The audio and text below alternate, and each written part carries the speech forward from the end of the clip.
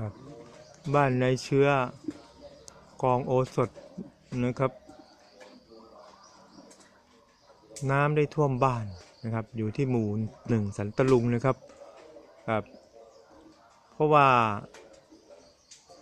ที่บ้านเป็นที่ลุ่ม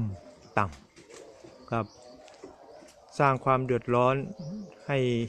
เจ้าของบ้านและคนบ้านข้างเคียงเพราะเป็นหลุม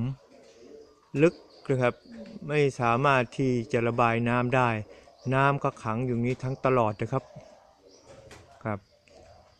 วอนผู้มีจิตเมตตาช่วยทำท่อระบายน้ำเอามาที่ระบายน้ำให้หน่อยนะครับเพราะว่าแกก็อายุมากแล้วนะครับ80กว่าแล้วครับลูกหลานก็ไม่ได้อยู่ด้วยนะครับน้ำก็ได้ขังท่วมอยู่นี้ตลอดนะครับฝนตกมาก็ไปไหลเข้าไปในบ้านคนอื่นเขานะครับอยู่ที่ต่ำกว่านะครับแล้วก็ไม่มีที่ระบายนะครับก็อยู่อย่างนี้นะครับลำบากมากเลยครับขอให้ผู้ที่มีหน้าที่ได้มาช่วยกันหน่อยนะครับหมู่บ้านสันตะลุงในเชื้อกองโอสถนะครับ